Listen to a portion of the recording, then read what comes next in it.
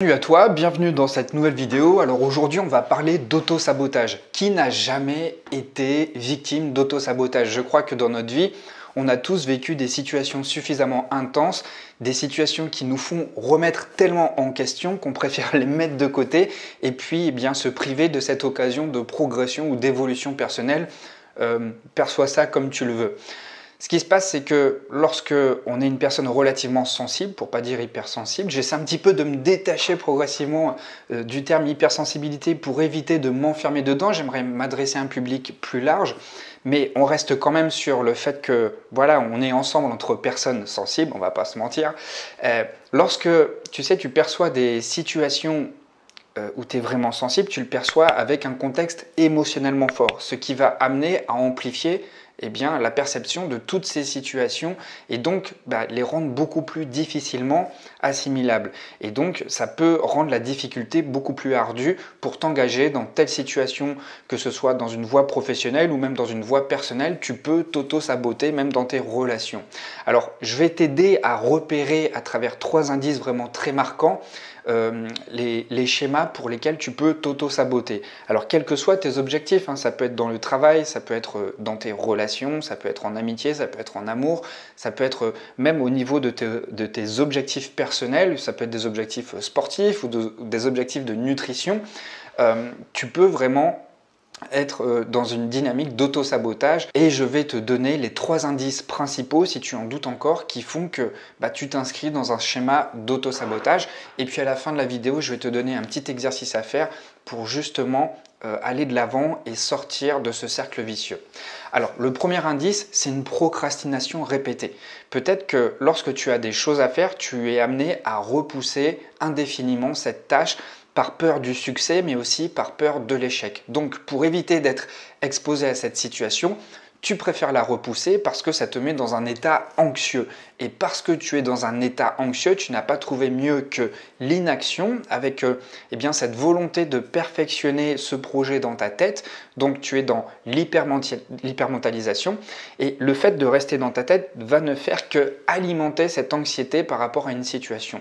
Peut-être que tu es étudiant, peut-être que tu n'es pas étudiant, mais si tu n'es plus étudiant, tu te souviens forcément de leçons, de révisions ou même d'examens que tu avais à travailler et tu t'y es peut-être pris au dernier moment, simplement parce que l'appréhension de cet examen te faisait super peur. Et donc pour éviter de t'exposer à cette peur, tu as préféré le mettre de côté, pensant qu'en créant le bon état d'esprit dans ta tête, c'est-à-dire en hypermentalisant, tu allais enfin te mettre dans les bonnes dispositions pour pouvoir réviser. Sauf qu'en faisant cela, en fait, tu ne fais qu'accentuer ce sentiment d'urgence, cette urgence d'aller réviser, cette urgence d'aller emmagasiner de l'information, et ça te met dans un état encore plus anxieux. Et donc, lorsque tu es dans un état tellement anxieux et que tu as atteint la dernière limite de procrastination où tu dois passer à l'action, tu es tellement surstressé que finalement c'est pas vraiment fructueux parce que tu te mets des bâtons dans les roues, tu n'es pas dans le bon état et tu as entretenu une telle image de l'échec, de ce que tu allais donner, fournir comme travail, que finalement tu arrives à t'apporter les résultats que tu avais imaginé à l'avance. Donc si tu remarques que tu trouves souvent des excuses pour ne pas commencer ou terminer quelque chose, il y a de fortes chances que tu t'auto-sabotes. Le second point qui peut justifier l'auto-sabotage, c'est une autocritique excessive. L'auto-sabotage est souvent accompagné d'un discours intérieur très critique. Si tu te surprends souvent à penser que tu n'es pas assez bon, que tu n'as pas les compétences, que tu ne mérites pas de réussir, ou même que tu vas échouer avant même d'avoir essayé, c'est un indicateur très fort. À chaque fois que tu as un défi, à chaque fois que tu as un projet, tu es certainement amené à tout remettre en question. Et même à oublier toutes les expériences qui ont été positives, les expériences que tu as réussies au préalable. À chaque fois que tu vas entamer quelque chose de nouveau, il se peut que tu sois confronté à ce sentiment de vide ou de manque. En fait, tu as peut-être cette sensation qu'il te manque toujours les compétences pour avancer, pour accomplir un projet professionnel ou pour aller discuter avec telle personne ou peut-être même séduire telle personne.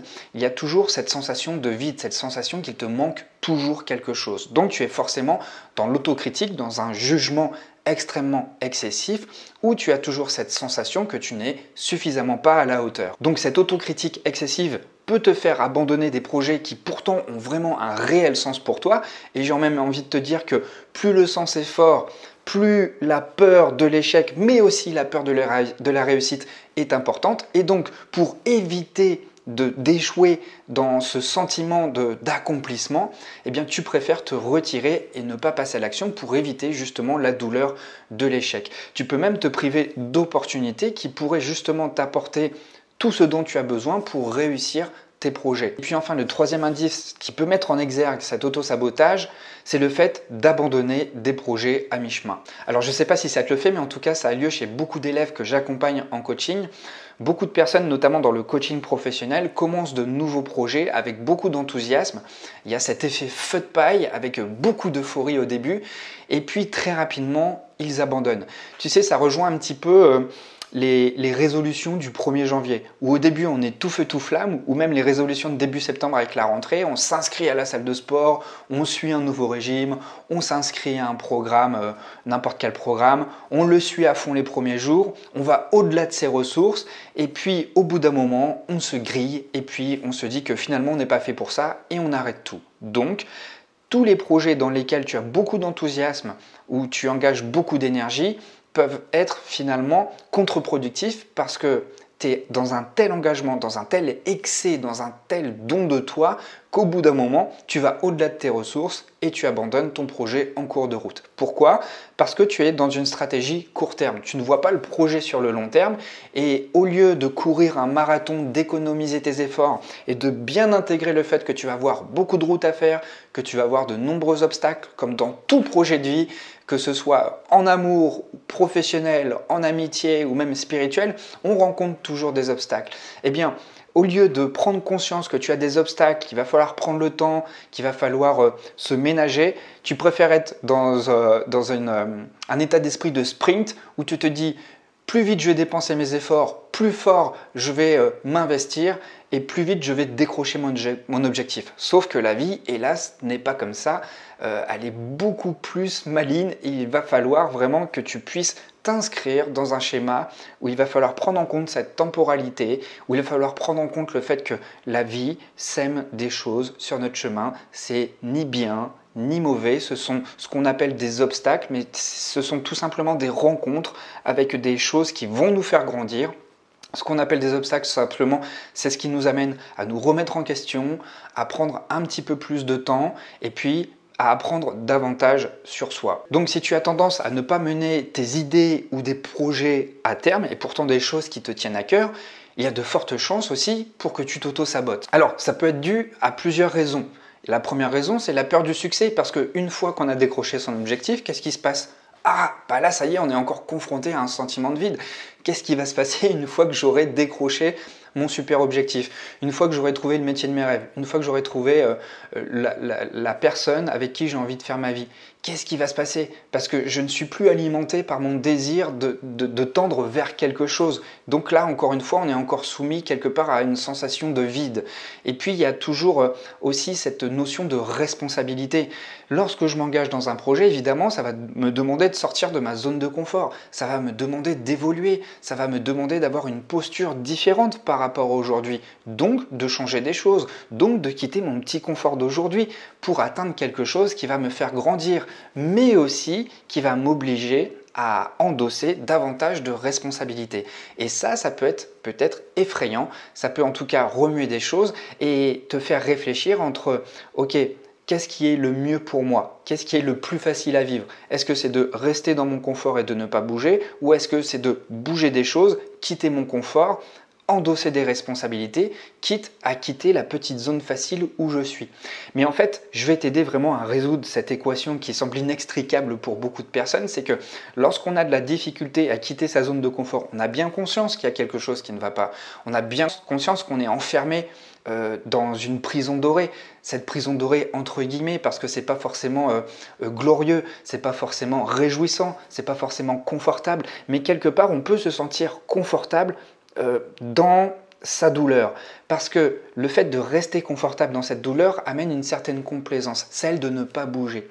Et parce que tu vas bouger, parce que tu vas sortir de ta zone de confort, parce que tu vas quitter des petites habitudes qui te mettent dans quelque chose que tu connais, dans quelque chose de rassurant, évidemment tu vas être exposé à la nouveauté. Évidemment tu vas être exposé à une nouvelle forme d'adversité, parce que certes tu auras quitté tes petits tracas, tes petits problèmes, mais tu vas être exposé à quelque chose de plus grand. Eh bien, c'est ça la croissance. Plus tu crois, plus, j'ai envie de te dire, tes problèmes grandissent. Mais ce n'est pas vraiment comme ça qu'il faut le voir, c'est que plus les défis et les challenges grandissent, toi, dans ton évolution personnelle. Et ce qui aide vraiment à évoluer et à quitter le petit confort lié à une situation que l'on n'aime plus, c'est se dire plus tard ou même dans très peu de temps, en fait, qu'est-ce que j'ai à perdre à quitter mon petit confort?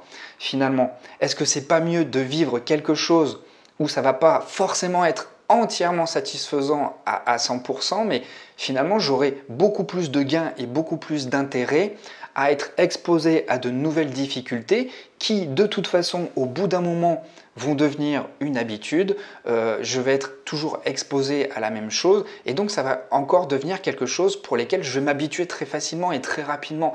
Donc la question à se poser, c'est est-ce que je n'ai pas plus intérêt à quitter ce petit confort avec mes petits problèmes pour plonger dans un bassin plus grand avec d'autres défis, d'autres responsabilités qui de toute façon avec le temps vont devenir des habitudes, vont devenir quelque chose de très familier et ça va recréer à nouveau une zone de confort.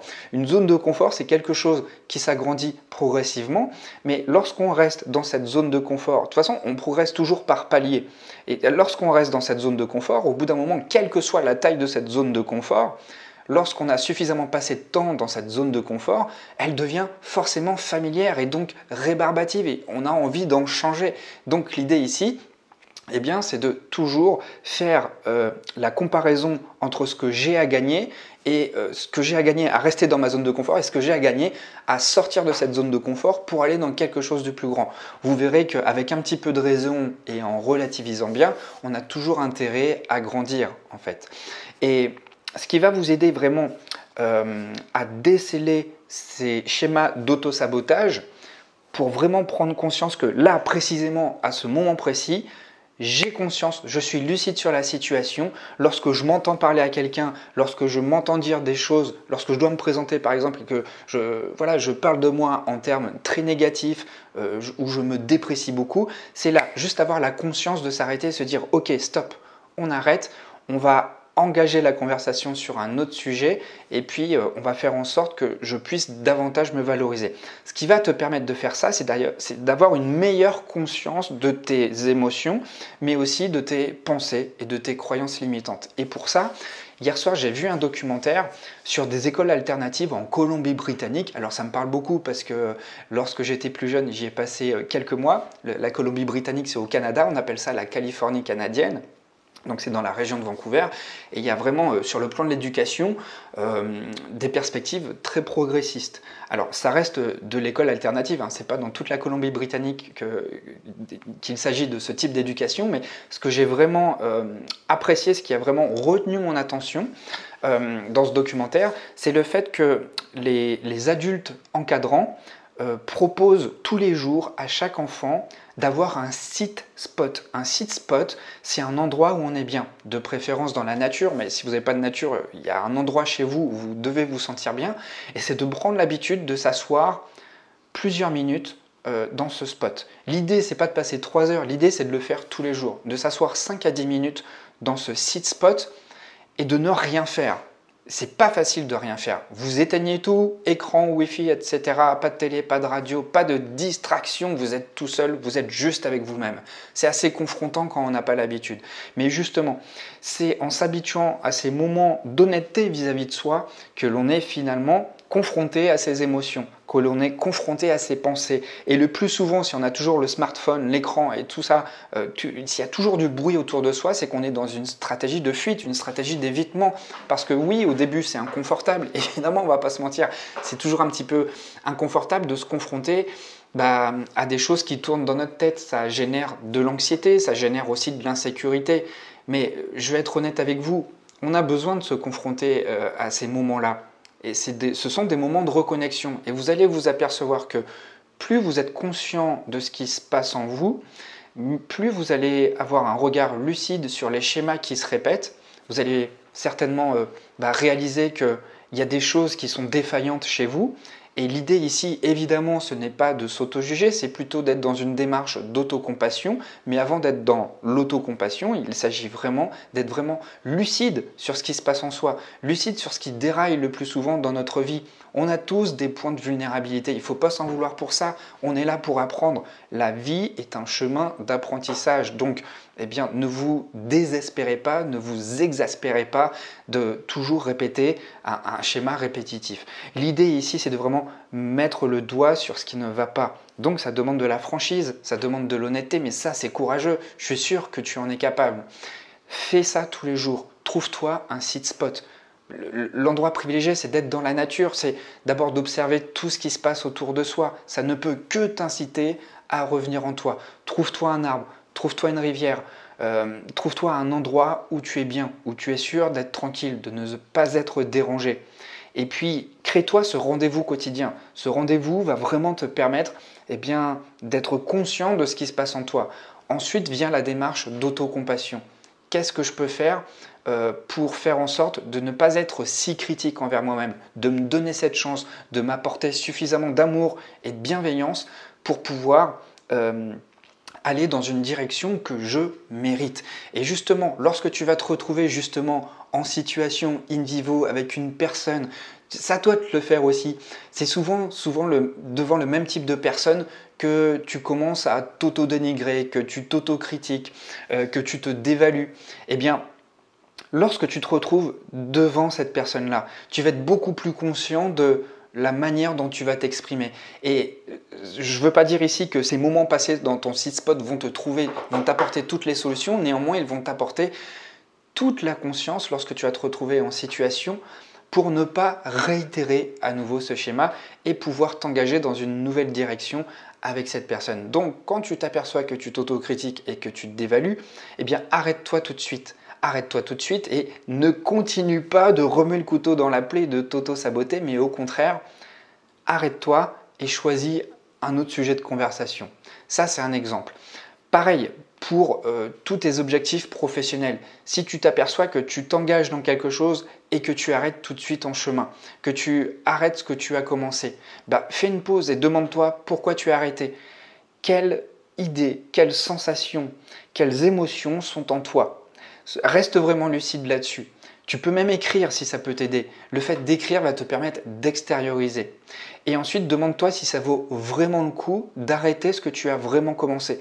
Est-ce que ça te sert vraiment? Est-ce que c'est productif? Est-ce que c'est vertueux de stopper directement un engagement? Peut-être que tu as trouvé ça insécurisant de continuer cet engagement. Peut-être que ça va te rassurer d'arrêter parce que ça va t'éviter de te confronter à l'échec, mais à regarder sur du long terme finalement. Est-ce que c'est pas plus décevant? Est-ce que ça va ne pas davantage alimenter ton anxiété que de t'auto-confirmer à travers tes actes que tu n'es pas apte à réaliser tel projet? Justement, donne-toi la chance et même si tu t'es donné la chance et que tu as rencontré un échec, ce ne sera qu'un semi-échec parce que tu seras dans une dynamique où tu auras toujours à apprendre de tes erreurs. On ne fait pas de chemin, on ne fait pas de progression sans faire d'erreur.